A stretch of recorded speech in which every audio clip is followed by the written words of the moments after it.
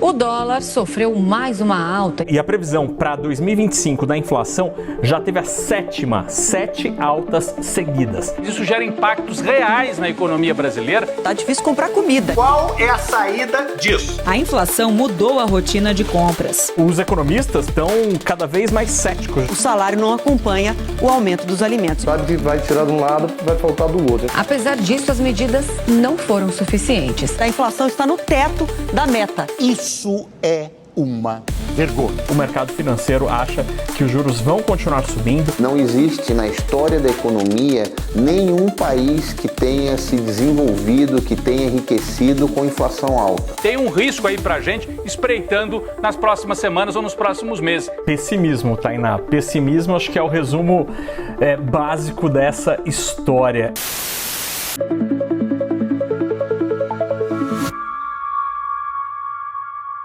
Irmãos, irmãs, hoje nós finalizamos essa série de mensagens Dinheiro S.A., Sabedoria Antiga, Soluções Atuais.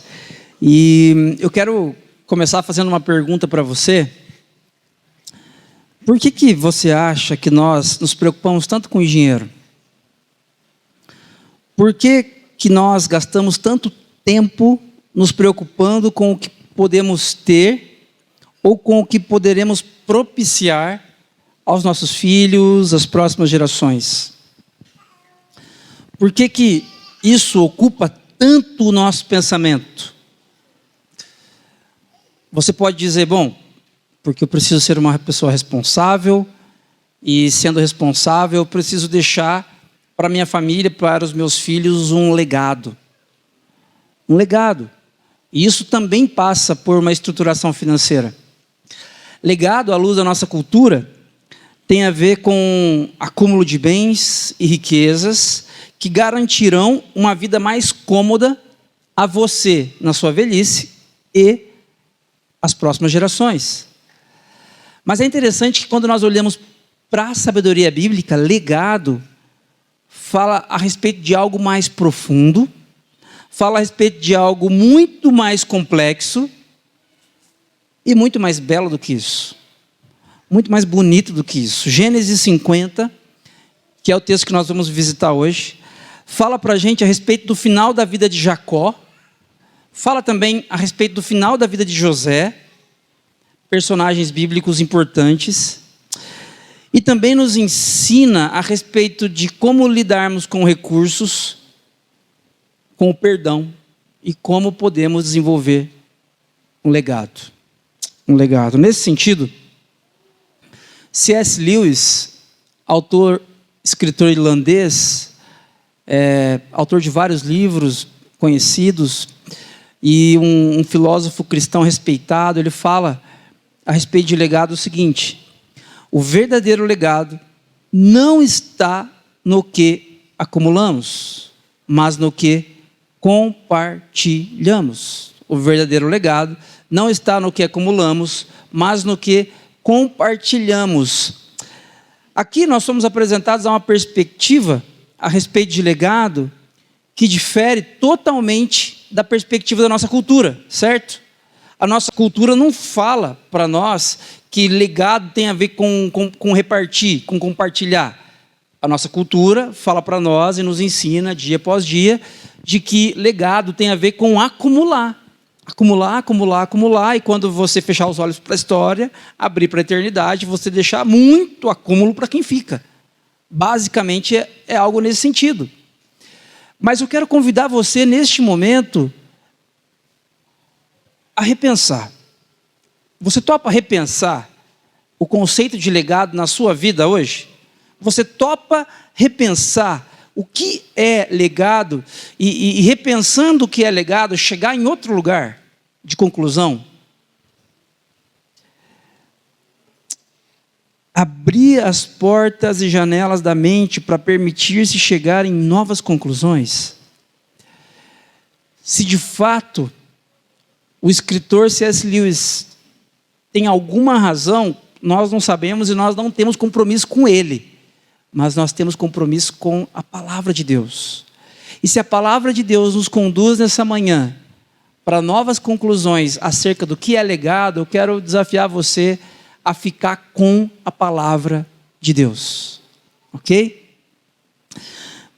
Assim, hoje, eu quero bater um papo com vocês a respeito deste tema. O fim é apenas o começo. Um legado para a eternidade. Nós estamos aqui chegando em um momento do livro de Gênesis que é literalmente o final, é o último capítulo de Gênesis. Nós estamos chegando aqui no capítulo 50. Para quem está vindo hoje, nos visitando hoje, essa série de mensagens, esta mensagem de hoje é a quinta dessa série de mensagens, onde nós conversamos sobre José.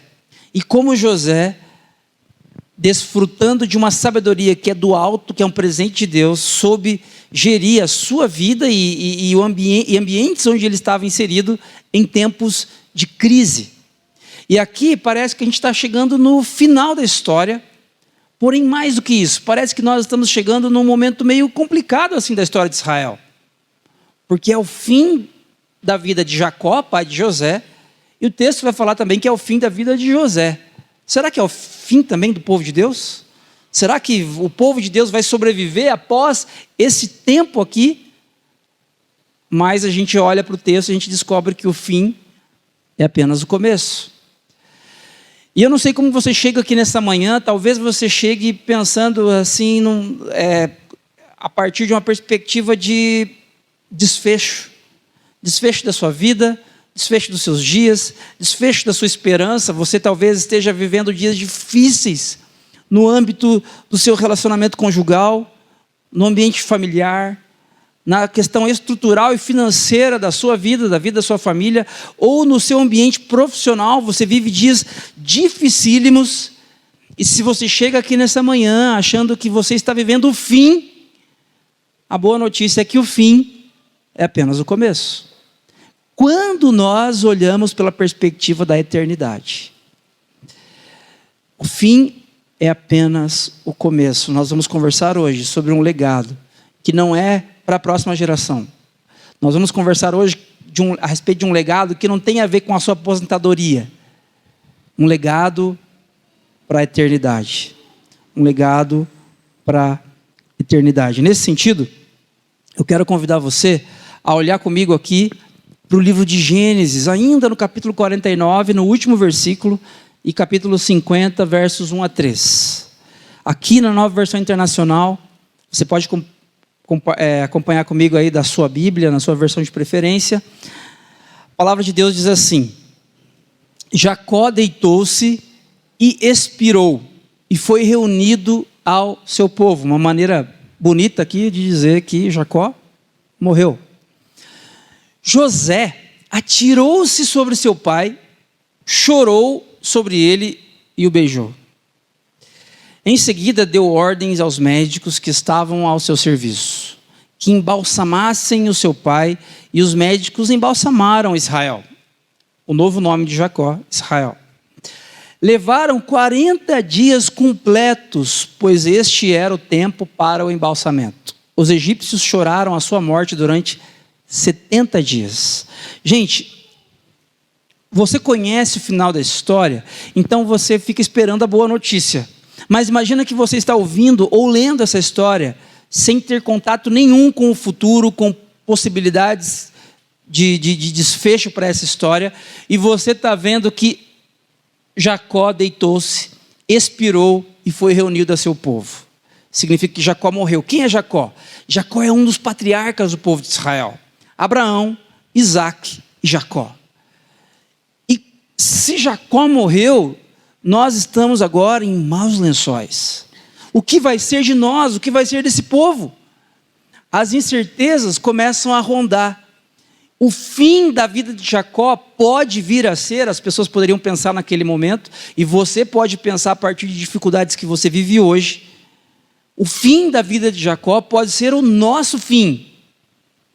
Afinal de contas, se você revisitar a sua Bíblia depois lá na sua casa, você vai perceber, o mundo vive uma crise. São os 7 anos de vacas magras, 7 anos de crise financeira, crise de moralidade, crise de princípios, crise em todos os sentidos. O povo, o mundo está passando fome.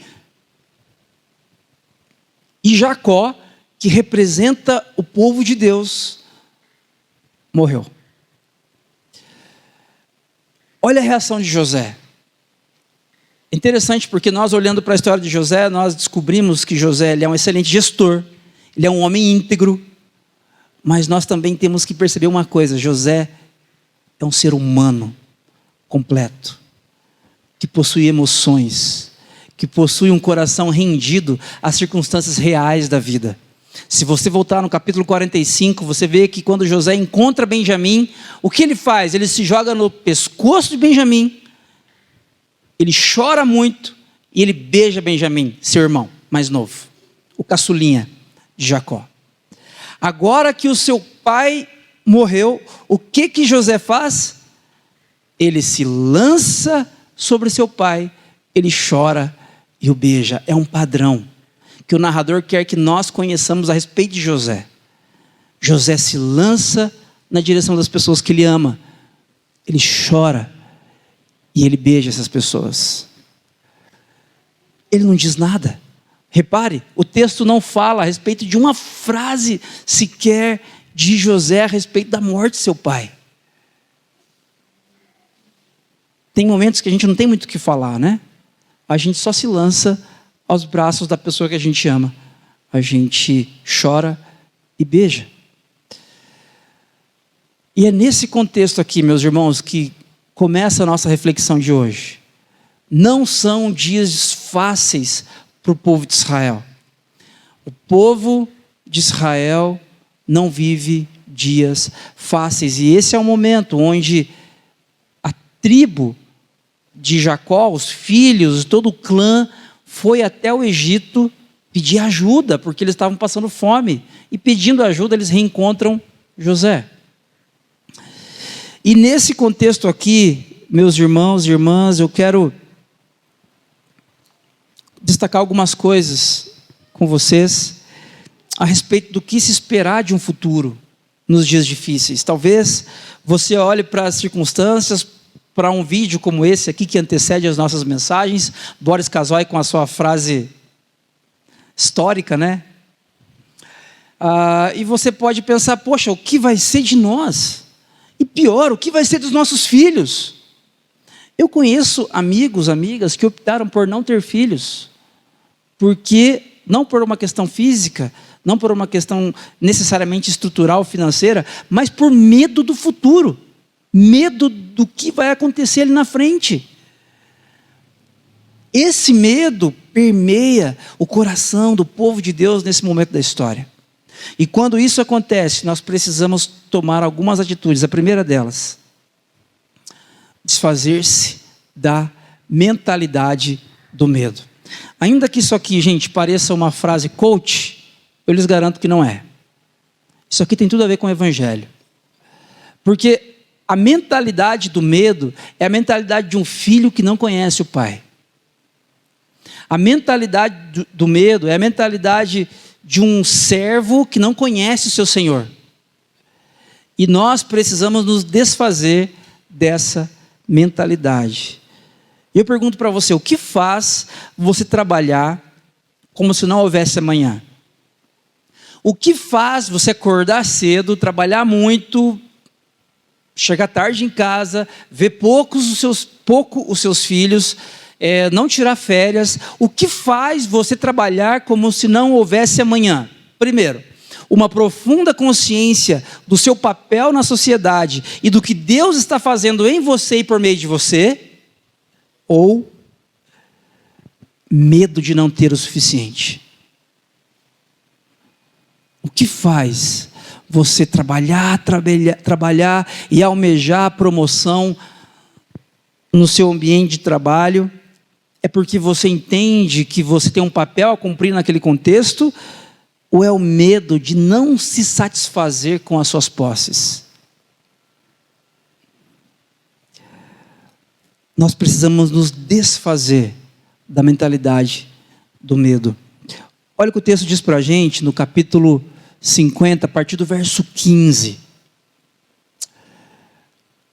Vendo os irmãos de José que o pai deles havia morrido, disseram: se José guardou rancor contra nós, certamente retribuirá todo o mal que lhe causamos.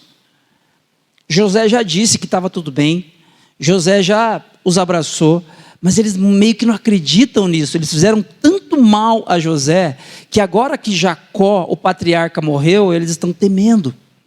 Então mandaram um recado a José. Eles não têm coragem nem de falar pessoalmente com José.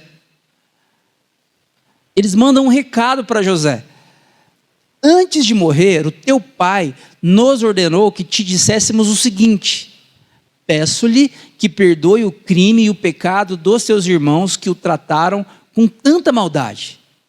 Agora, pois, perdoa o crime dos servos do Deus do teu pai. Quando ouviu o que lhe falaram, José chorou. Olha a humanidade de José aparecendo aqui de novo. Depois vieram os seus irmãos, prostraram-se diante dele e disseram: aqui estamos, somos os teus escravos.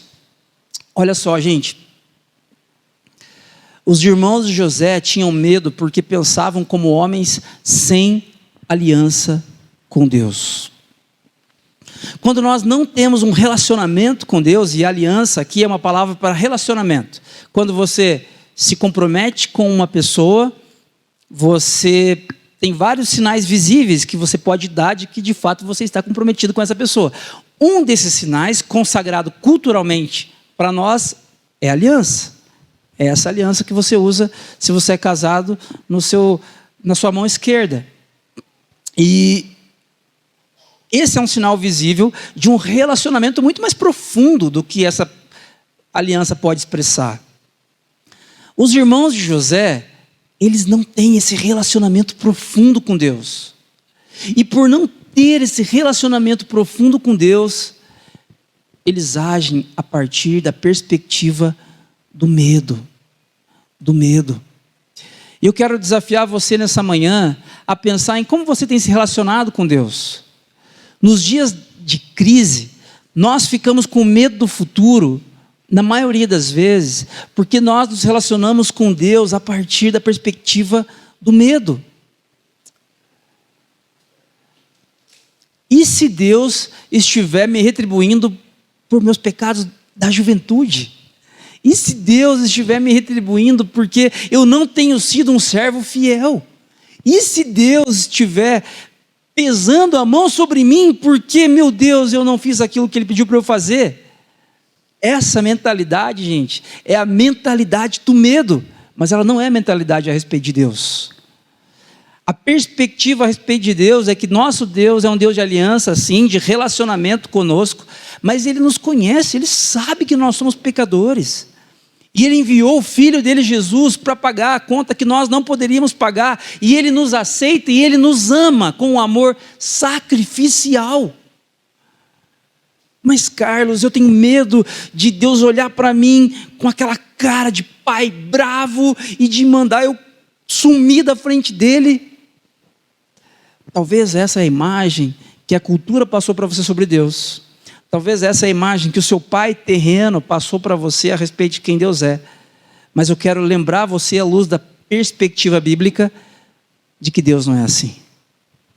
De que o nosso Deus nos ama e Ele quer ter um relacionamento profundo conosco. E nós, para ontem, precisamos nos desfazer da mentalidade do medo. Aqui estamos, somos os teus escravos. Olha a pressa que os irmãos de José têm para se colocarem numa espécie de subalternidade com relação a ele. José é uma pessoa importante aqui, ele é o governador do Egito. A mentalidade da escassez vê os recursos como limitados, levando ao medo, mas também à autopreservação. Quer saber? Eu não vou participar disso, eu não vou me envolver com aquilo ali, porque eu preciso me preservar. Eu não vou gastar com isso, eu não posso repartir meus recursos com você, porque talvez se eu repartir com você isso aqui, se eu ajudar você a pagar essa conta de luz, talvez falte para mim. Sabe o que é isso, gente? Isso é autopreservação. Faz todo sentido à luz da nossa cultura, mas não faz nenhum sentido a mesa do Pai. Faz todo sentido à luz da minha e da sua cultura, onde nós vivemos, momento de crise financeira e econômica do nosso país, faz todo sentido autopreservar-se. Diante da perspectiva de Deus, não faz nenhum sentido. Porque na mesa do Pai sempre tem comida. Essa semana eu conversava com o Isaac, por causa de um assunto qualquer, e a gente estava falando a respeito de confiança, de confiar, e eu falei para ele assim, uma coisa que eu sempre ouvi, pessoas comentando a respeito de conversa com filhos, e eu nunca tinha tido essa conversa com o Isaac. Eu falei para ele, filho, você tem dúvida de que a gente vai ter comida na mesa amanhã? E eu nunca vi você orando nesse sentido. Eu nunca vi você falando assim, Papai do Céu, abençoa que a gente tenha comida amanhã aqui na mesa. Eu nunca vi você orando assim, filho. Você sempre agradece pelo que tem. Por que você ora assim? E ele disse, pai, porque eu sei que sempre vai ter. Eu trouxe, na verdade, um pensamento que ele nunca tinha nem chegado nele. Que é o pensamento de quem desfruta da mesa do Pai e sabe que sempre vai ter. Com mais detalhes, com menos opções, de repente não tão legais como ele gostaria todos os dias, mas sim, sempre vai ter. Meus irmãos, quando nós somos escravos, temos mentalidade de servo, de escravos, nós desenvolvemos a mentalidade da escassez e nós sempre olhamos os recursos como sendo limitados.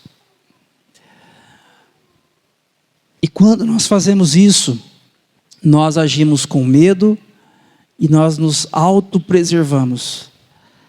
A má notícia é que quando nós nos autopreservamos, aquilo que nós achamos que ia garantir o nosso sustento, aquilo ali não dá nem para o começo. Se vocês se lembrarem de uma outra história, lá em Êxodo, a respeito do maná. O povo de Deus está no deserto durante 40 anos, seguindo Moisés. E ali naquele contexto, eles não têm o que comer, eles estão no deserto. Deus lhes manda codornizes e maná. Só que é interessante que alguns, assim, querendo poupar, querendo se autopreservar, eles guardam e põem em sacola, em sacos, grande quantidade de maná para comer depois. E quando eles iam comer depois, o que tinha acontecido com o maná? Tinha apodrecido. Porque autopreservação não combina com o nosso Deus. Autopreservação não combina com ser discípulo de Jesus.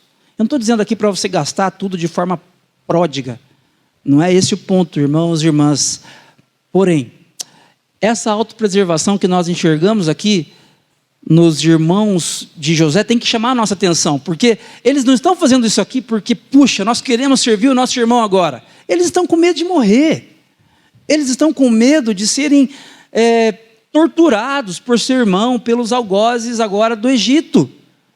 Não tem a ver com amor, tem a ver com interesse. Liberte-se da mentalidade do medo. Somente constrói um legado quem é liberto da mentalidade do medo. Por quê? Porque se você ainda vive debaixo, refém da mentalidade do medo, você ainda se autopreserva. E se você ainda se autopreserva, você ainda está olhando para o legado a partir do acúmulo e não do repartir. Você ainda olha para a expressão legado como sendo aquilo que a cultura nos ensinou e não a partir daquilo que a Bíblia nos ensina. Então, somente constrói um legado a partir da sabedoria bíblica quem é liberto da mentalidade do medo, da autopreservação. Agora, somente é liberto da mentalidade do medo quem tem um relacionamento verdadeiro e profundo com Deus.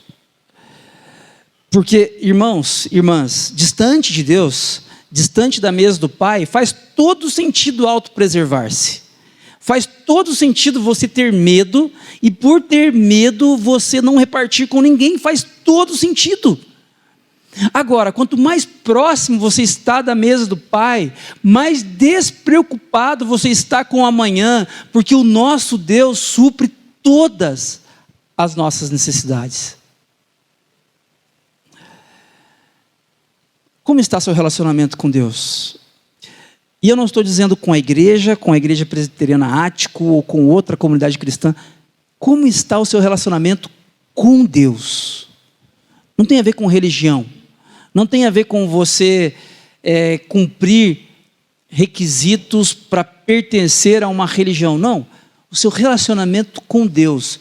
O quanto Deus tem mudado a sua maneira de pensar. Meu relacionamento com Deus está muito legal, está muito bom. E eu penso dessa forma, acho que já tem uns 30 anos, 40 anos que eu penso assim. Desculpa, o seu Deus é o espelho no qual você olha todas as manhãs. Porque se você se relaciona com Deus de verdade, esse Deus molda e muda a sua opinião diuturnamente. Como está o seu relacionamento com Deus? Para a gente praticar nessa linha de desfazer-se da mentalidade do medo, eu pergunto para você: você administra os seus recursos a partir da perspectiva do medo, autopreservação, controle ou confiança? Como você tem administrado os seus recursos? E presta atenção nisso. A generosidade só é possível quando confiamos que Deus é a fonte. Às vezes nós confundimos generosidade olhando para alguém que tem muitos recursos e entrega e ajuda e faz isso e faz aquilo. Mas se a fonte para essa pessoa não é Deus, se a fonte para essa pessoa são os próprios recursos que ela tem, o que ela está fazendo, meus irmãos, é simplesmente autopreservação. Alguém é capaz de dar milhões em ações sociais, grandes bilionários do mundo. Eles são capazes de ajudar com muito dinheiro para se autopreservar. Não tem a ver com generosidade. Generosidade tem a ver com uma primeira compreensão de que Deus é a fonte. Tudo vem dele, tudo é para ele e para a glória dele. Uma segunda coisa para nós desenvolvermos um legado para a eternidade é confiar na soberania de Deus. Confiar na soberania de Deus. Olha o que o texto diz para a gente a partir do verso 19. José, porém, lhes disse: não tenham medo. É a segunda vez que José está dizendo isso. Você pode voltar nos capítulos anteriores e você vai ver. Estaria eu no lugar de Deus? Vocês planejaram mal contra mim, mas Deus o planejou para o bem, para que a vida de um numeroso povo fosse salva hoje. Gente, presta atenção nessa expressão aqui, ó. Essa expressão planejaram, do hebraico hashav, significa intentar algo meticulosamente, algo lógico e detalhado, tecer um plano. Então assim, José está usando aqui uma expressão muito consciente do que foi feito contra ele. O que foi feito contra José não foi brincadeira, não foi assim, vocês me empurraram naquela cilada, tal, papapá, não. Vocês teceram, vocês pensaram, vocês planejaram meticulosamente se desfazer de mim. Só que olha que interessante, gente. A palavra aqui embaixo, ó, vocês planejaram mal contra mim, mas Deus, hashav, é a mesma palavra para planejou ali de cima. Os irmãos planejaram o mal contra José, mas Deus planejou meticulosamente. Deus teceu um plano maravilhoso, soberanamente, para transformar o mal em bem. José tem plena confiança na soberania de Deus. Eu quero convidar você nessa manhã a confiar na soberania de Deus. A palavra soberania aponta para um princípio teológico. Nós, Ático, fazemos parte da Igreja Presbiteriana do Brasil e somos uma igreja de linha reformada, teologia reformada. O que isso significa? Isso significa uma série de coisas, mas uma delas é que nós cremos que Deus é soberano. Ele sempre está no controle da história. Nada pega Deus desprevenido. Ele é o mesmo ontem, hoje e para sempre. Ele tem em suas mãos as rédeas de toda a humanidade, de toda a história. E é disso que José está falando aqui. Se os meus irmãos planejaram, arquitetaram coisas terríveis contra mim, Deus planejou, arquitetou coisas maravilhosas a meu respeito e transformou o mal em bem. Não simplesmente para o bem dele, mas para que um povo numeroso fosse salvo. Eu não sei como você chega aqui nessa manhã, como está a sua vida, a sua família, os contextos difíceis que você traz consigo. Mas o que eu quero lembrar você nessa manhã, confie na soberania de Deus. Se pessoas, se situações soam como que planejadas contra você, descanse na soberania de Deus, porque Ele chave, Ele planeja coisas maravilhosas a seu respeito. Não para o seu bem enquanto resultado, mas para que passe por você para o bem de outras pessoas. Para o bem de outras pessoas. Quando entendemos a soberania de Deus, administramos os bens com propósito e não apenas para nós mesmos. Um grande indicador a respeito da construção do seu legado, de como você está construindo o seu legado, se você constrói um legado para autopreservação ou um legado generoso, é que você gere a sua vida, o seu tempo, seus recursos, a estrutura da sua casa, e isso toca positivamente na vida de outras pessoas. Isso respinga saúde, isso respinga vida, reverbera sons maravilhosos que fazem bem, que trazem saúde para outras pessoas, inexplicavelmente. Por quê? Porque você entendeu que a sua vida não é só sobre você, é sobre as pessoas que o cercam também. Nesse sentido, irmãos e irmãs, novamente eu trago aqui o teólogo R.C. Sproul, americano, que tem coisas interessantes para compartilhar a respeito disso. Ele diz: Deus não está apenas no controle em geral, Ele está no controle de cada detalhe. Não há uma única molécula rebelde no universo. Isso aqui deve fazer você descansar. Nessa manhã, confie na soberania de Deus. Nós vivemos dias muito difíceis em casa recentemente, com as notícias a respeito do câncer da Débora. Foram dias dificílimos. Mas onde nós encontramos alento, irmãos e irmãs, de verdade, onde? Foi em oração, entregando essas questões diante de Deus e assumindo e descansando no fato de que Deus é soberano. Ele continua no controle de todas as coisas. Deus não é um relojoeiro que deu corda em seu relógio, corda, e aí solta o relógio e deixa que se exploda, deixa que trabalhe até quando conseguir. Não, Ele não está no controle geral, Ele está no controle de cada detalhe. Não há uma única molécula rebelde no universo.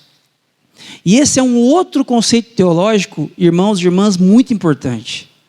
A Bíblia fala para a gente a respeito de algo que em alguns momentos você pode interpretar de forma equivocada e achar que isso é um pouquinho cruel, mas que é o conceito da eleição. Toda vez que a Bíblia fala em eleição, a história ali, os personagens da história estão olhando para trás e estão dizendo: puxa, Deus cuida da gente, Deus tem cuidado da gente. Olha como nós somos um povo escolhido, separado por Deus, Deus tem cuidado de nós. Isso aconteceu com Moisés, antes de entrar na terra prometida. Ele e o seu povo, eles olham para trás e percebem o que Deus tinha feito. E isso está acontecendo aqui também. essas pessoas ali estão olhando para a história de José e percebendo, uau, Deus tinha um propósito na vida desse homem. Olha o que está acontecendo na vida dele. Eles não percebem isso no presente, eles não percebem isso conjecturando o futuro, eles percebem o governo soberano de Deus quando eles olham para trás. Quando você olha para trás hoje, você percebe o governo de Deus na sua história? Você percebe Deus cuidando? Naquele dia que parecia o fim, na verdade era só o começo.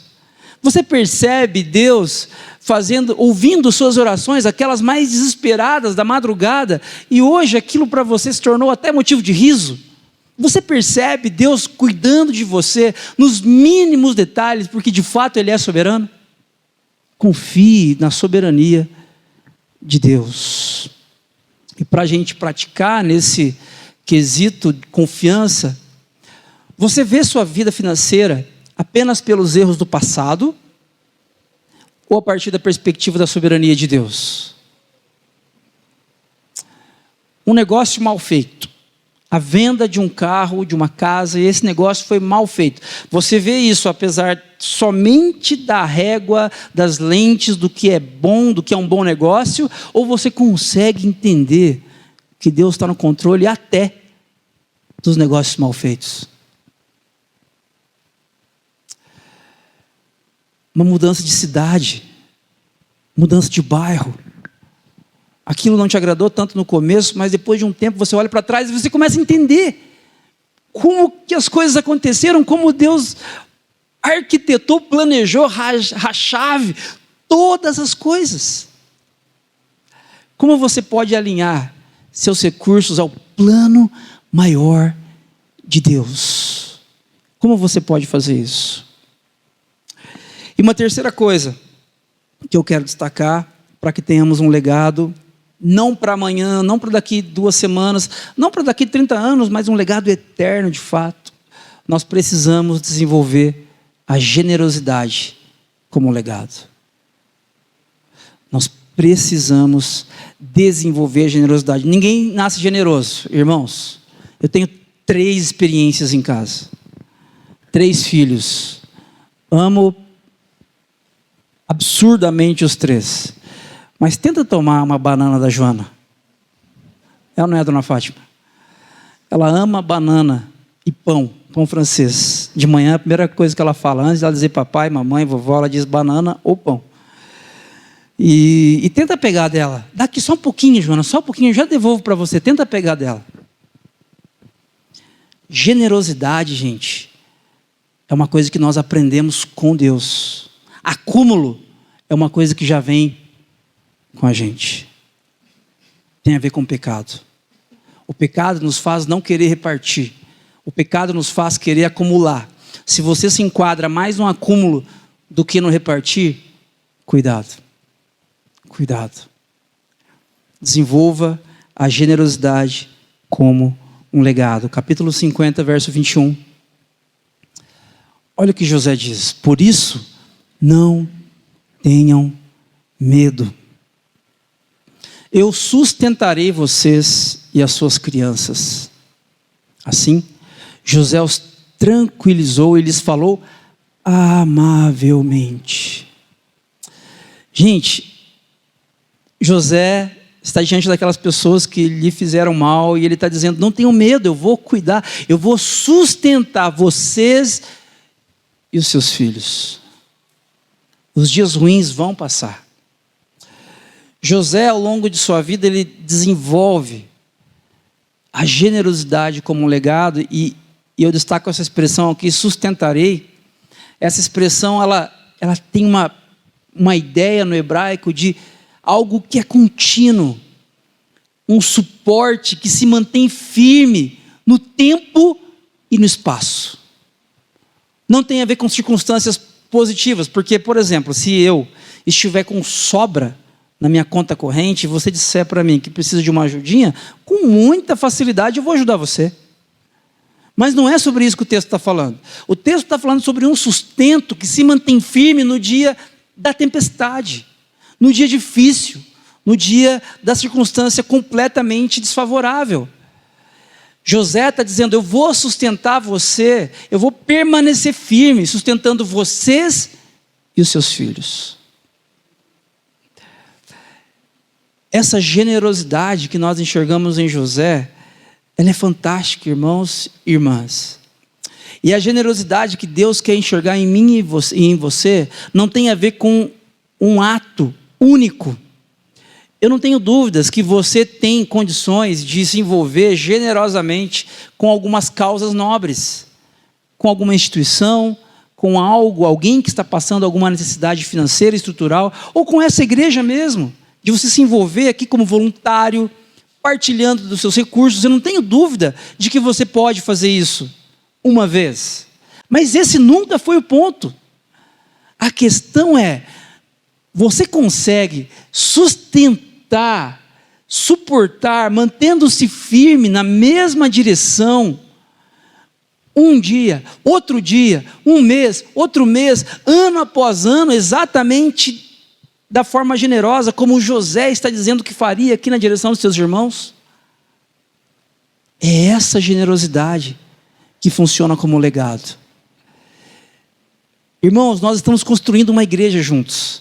Isso aqui é um sonho que não nasceu comigo, não nasceu com as pessoas que começaram esse movimento antes de mim, e também não nasceu com você. Isso aqui é algo que nasceu no coração de Deus, porque Ele é soberano. Ele está no controle da história. Mas Ele graciosamente nos dá o privilégio de participar disso. Eu quero desafiar você nessa manhã. Se essa é a sua igreja, se esse é o ambiente que você escolheu para você desenvolver relacionamentos centrados em Cristo, se esse é o ambiente que você escolheu para se envolver como voluntário, envolva-se. Envolva-se a médio e longo prazo. A perder de vista, envolva-se. Por quê? Porque é essa generosidade que é um legado para a eternidade. É essa generosidade que você deixa como legado para os seus filhos, para os seus netos, para os seus bisnetos, para aqueles que você nem vai conhecer.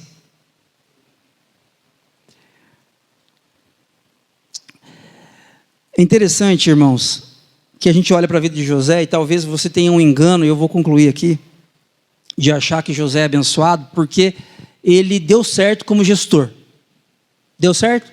Deu certo. Ele cuidou da casa de Potifar primeiro, depois ele cuidou da prisão, depois ele cuida de todo o Egito, como governador. Deu certo como gestor? Deu. Mas é isso que fala que José é abençoado? Não. Como é que nós sabemos que José, de fato, foi uma pessoa abençoada? É a partir do finalzinho do livro de Gênesis. Eu quero convidar você a olhar comigo a partir do verso 22. Preste atenção nisso. Se você é avô, avó, você vai se identificar com esse texto. José permaneceu no Egito com toda a família do seu pai. Viveu 110 anos e viu a terceira geração dos filhos de Efraim. A Bíblia fala que José teve 2 filhos, Efraim e Manassés. De Efraim, José teria visto 3 gerações, ou seja, os filhos de Efraim, neto e bisneto. Então, o trineto de José, ele viu, ele teve acesso, ele brincou, ele teve tempo de qualidade com os filhos dos filhos, com os filhos dos filhos dos filhos de Efraim. Mas além disso, presta atenção nisso aqui. Recebeu como seus os filhos de Maquir, filho de Manassés. Manassés, o outro filho de José. Recebeu como seus os filhos. No original, no hebraico, está escrito: nasceram sobre os joelhos de José. Essa expressão, nasceu sobre os joelhos de José, você que é avô, você já pegou um netinho no colo, você sabe mais ou menos o que é isso? É uma intimidade tão profunda com essas crianças, que isso é muito maior, muito mais rico do que qualquer estrutura financeira, bem ou riqueza. Essa expressão também pode significar adoção. Pode significar que José criou os filhos de Maquir como se fossem seus. Eram netos de José, filhos de Maquir, filho de Manassés. José os cria como se fossem seus, tendo-os sobre os joelhos, porque tinha intimidade com essas crianças. Gente, presta atenção nisso. Essa é a maneira do narrador, que está contando essa história para a gente, expressar da forma mais maravilhosa que ele pode, de que José foi um homem abençoado. De que José foi um homem que deixou um legado. Quando você olha para a vida de José, muitas coisas chamam a atenção. Talvez quando você olhe para a sua vida ou para a vida de quem você admira, muitas coisas lhe chamam a atenção. O fato dessa pessoa ter 1, 2, 3, 4, 5 casas, de ter uma casa grande, uma casa maravilhosa, de ter um salário muito bom, de poder viajar para fora do país 1, 2 vezes por ano, de poder curtir a praia quando lhe dá vontade. Enfim, algumas coisas assim chamam a sua atenção e você fala assim, uau, essa pessoa é abençoada. Mas a Bíblia está dizendo aqui que José é abençoado porque ele viu a terceira geração dos filhos de Efraim e porque ele recebeu como seus os filhos de Maquir, filhos de Manassés. Ser abençoado a partir da perspectiva bíblica é bem diferente do que ser abençoado a partir da nossa cultura. Eu quero desafiar você a perseguir a bênção que Deus de fato diz que é bênção. Eu quero desafiar você aqui nessa manhã a entender que o fim desse momento que nós estamos vivendo, essa crise econômica que o mundo está vivendo e que o Brasil também passa por isso, que isso é apenas o começo. Isso é apenas o começo. Mas que para que de fato seja apenas o começo, desenvolva um legado para a eternidade. Quem é José? Se você for olhar na genealogia de Jesus, visitar Mateus capítulo 1, você vai ver que José não está na genealogia de Jesus. Só que por que José não pensou só nele? Por que José cuidou de outras pessoas? Ele cuidou do seu irmão Judá. Ele cuidou de seu sobrinho Pérez. E Pérez está na genealogia de Jesus. Nós estamos aqui hoje reunidos comunitariamente porque alguém desenvolveu um legado para a eternidade. Um legado que superou inúmeras gerações e que nos alcança aqui nessa manhã. O relacionamento profundo de José com Deus o capacita para ter relacionamentos saudáveis e generosos em todas as esferas da vida. Irmãos, irmãs, generosidade é algo que transborda de quem tem relacionamento profundo com Jesus. Se você não é generoso, não faça esforço para ser generoso, você não vai conseguir. Porque não é algo que brota de você. A generosidade, ela simplesmente transborda de quem tem um relacionamento profundo e verdadeiro com Jesus. Porque Ele é generoso. Evangelho de João, capítulo 3, verso 16, diz que porque Deus amou o mundo de tal maneira, com tamanha generosidade, que Ele deu seu Filho unigênito, para que todo aquele que nele crê não pereça, mas tenha vida com significado, tenha vida com abundância. Esse relacionamento profundo com José, gente, transborda sobre nós hoje aqui. Esse relacionamento profundo de José com Deus transborda sobre nós aqui nessa manhã. O seu relacionamento profundo com Deus transborda sobre a vida do seu vizinho, transborda sobre a vida dos seus familiares, transborda sobre a vida de quem está sentado aí do seu lado. Relacionamentos profundos com Deus nos fazem transbordar generosamente na construção de um legado para a eternidade. O que a gente pode fazer nesse sentido? Sua generosidade é pontual ou faz parte do seu estilo de vida? Assim, uma vez, Carlos, acho que tem uns 20 anos, eu comprei uma cesta básica para alguém. Você acredita que eu fiz isso? Eu sou muito generoso. Comprei uma marmita, um pastel, o cara estava com fome. Eu falei, quer saber? Hoje eu vou ser generoso demais. Eu vou dar um x-salada para esse cara. Mas quanto tempo faz isso? Sei lá, acho que tem uns 15 anos por baixo. Generosidade pontual é autopreservação, tá? É autopreservação. Você está se autopreservando, ajudando alguém. Isso de alguma forma beneficia você naquele momento. Como é a sua generosidade? É pontual ou faz parte de um estilo de vida? É um estilo de vida que tem tanto a ver com Jesus que isso já se misturou com você e você é generoso porque é quem você é de fato. Como você pode criar um impacto duradouro com o que Deus lhe confiou? O que tanto Deus lhe confiou? Muita coisa? Pouca coisa? Essa não é a pergunta, mas com o que Deus lhe confiou? Como você pode criar um impacto duradouro que reverbere na vida de outras pessoas, como a vida de José reverberou na vida de tanta gente e reverbera até hoje? Eu quero passar para você um vídeo agora que fala de impacto duradouro. Preste muita atenção, muita atenção. Este é um vídeo que fala de impacto duradouro. Preste atenção. O ático começou no coração de Deus.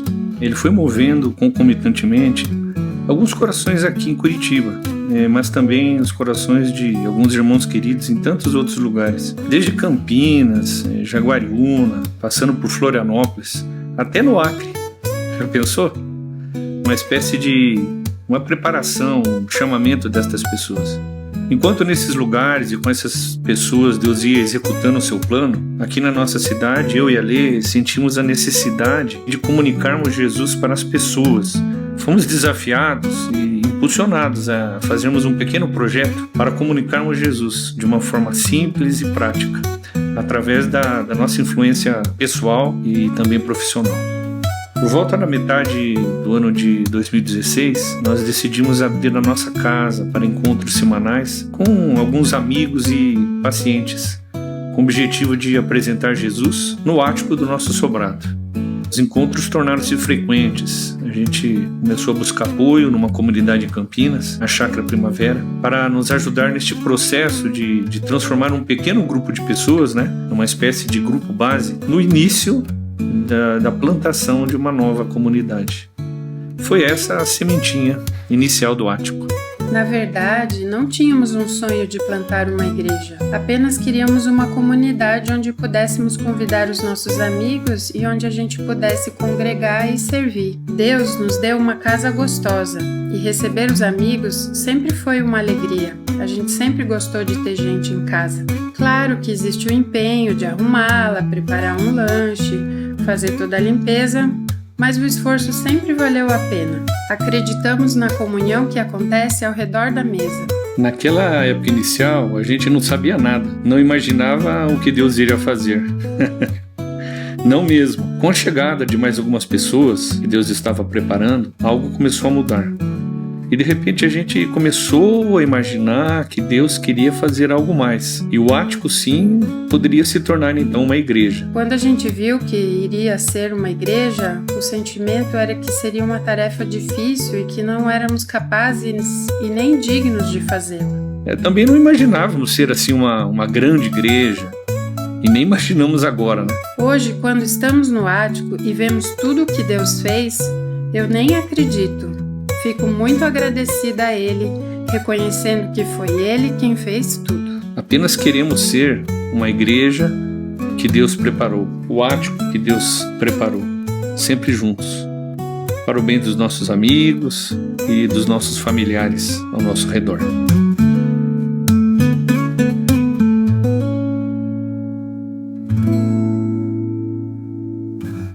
Como você pode criar um impacto duradouro com o que Deus lhe confiou?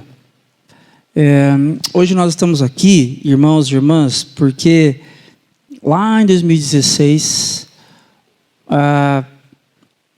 uma família disse, vamos abrir o ático da nossa casa para receber alguns amigos e a gente vai falar de Jesus e pensar a respeito de Deus. Pessoas ousaram acreditar ao longo desses anos e diferentes pessoas, muita gente, resolveram crer que legado não tem a ver com acúmulo. Legado tem a ver com compartilhar. Compartilhar o ático da casa, compartilhar uma refeição, compartilhar a sala, a cozinha da casa, compartilhar um café em uma padaria, compartilhar. Eu quero desafiar você nessa manhã, encerrando essa série de mensagens neste momento. Desafiar você a pensar nesse momento que nós vivemos no nosso país, que é sim um momento difícil, que demanda de você sabedoria, estratégia na gestão dos seus recursos, em diversificar sua renda. A gente falou sobre tudo isso ao longo dessa série. Porém, mais do que isso, demanda de você entender que construir uma vida significativa aos pés de Jesus Cristo tem nada a ver com acumular. Tem tudo a ver com repartir. A construção dessa comunidade que está fazendo hoje, ou fará daqui a 3 dias, dia 5 de março, 2 anos de culto público, 2 anos de encontros públicos. A construção dessa igreja tem a ver com Deus ter repartido com a gente mais do que nós precisávamos. Tem a ver com irmãos que acreditam nisso aqui, que repartem tempo, energia e recursos também, para que isso aqui seja possível. Eu não sei como você está nessa manhã, como está a sua caminhada com Jesus, mas eu quero desafiar você a pensar significativamente nessa segunda pergunta aqui. Como você pode criar um impacto que vai alcançar os nossos netos, os nossos bisnetos, que serão membros da Igreja Presbiteriana Ático, um dia, lá na frente? Como que ações suas hoje podem reverberar positivamente daqui a 2, 3, 4, 5 gerações? Como que nós podemos deixar um legado eterno a partir daquilo que Deus nos confiou, referente aos recursos? Envolva-se.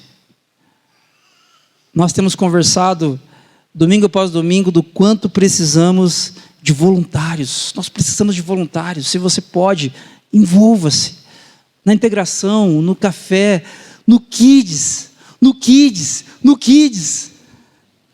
Envolva-se. Já falei do Kids? Envolva-se. Nós precisamos de gente na música. Você viu o Rubem falando ali no vídeo? Se você é músico, toca violão, toca pandeiro, bateria, o que você toca, procura o Rubem. Envolva-se. Desenvolva um legado eterno. Envolva-se financeiramente.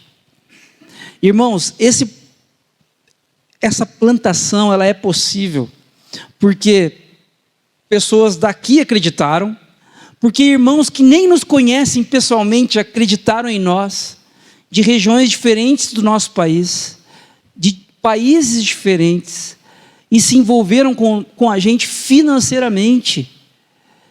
Se tem tanta gente acreditando, desenvolvendo legados eternos, eu quero desafiar você que escolheu este ambiente para ser a sua família.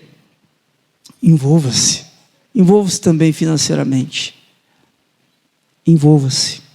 O que nós podemos levar para casa, irmãos e irmãs? Primeiro eu faço uma pergunta para você. Você tem desenvolvido um relacionamento crescente com Deus? Porque é tudo sobre isso. A generosidade é importante, é desejável, mas a conclusão que a gente tem olhando para a história de José é que ela é um fruto de um relacionamento de José profundo com Deus. Você tem desenvolvido um relacionamento crescente com Deus? Somente isso é capaz de libertar você da mentalidade do medo e da autopreservação. 2, entregue hoje a sua vida ao Deus soberano que está no controle de toda a história. Se você ainda não submeteu a sua vida ao senhorio de Cristo, eu quero dar essa oportunidade para você hoje. Faça isso. Diga: Jesus, ore aí, eu não vou chamar você para ficar em pé, nada, fique em paz. Mas converse com Deus e diga: Jesus, eu quero me submeter ao seu senhorio soberano sobre a minha história e descansar no fato de que o Senhor planeja meticulosamente toda a minha vida. por último, não menos importante, ore a Deus pedindo que o seu legado ao mundo tenha a ver com generosidade e não com acúmulo.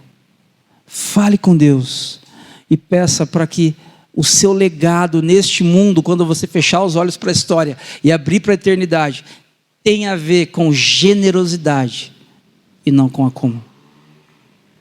Deus de graça, obrigado por esta manhã, obrigado por sua palavra, por essa série de mensagens, obrigado pelo livro de Gênesis, obrigado pela história de José.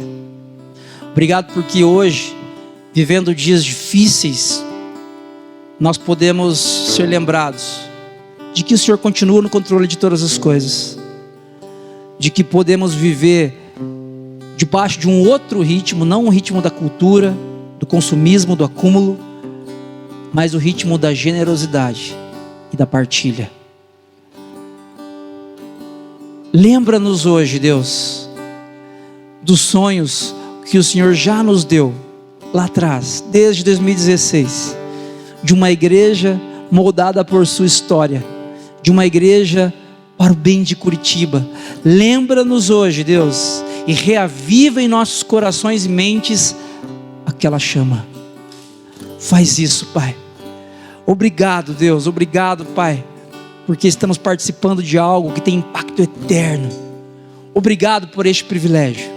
Dá-nos a alegria, o privilégio de seguir participando disso, a partir dos nossos recursos, a partir do nosso tempo, a partir das nossas energias, forças. Faz isso em nome e por amor de Jesus. Amém.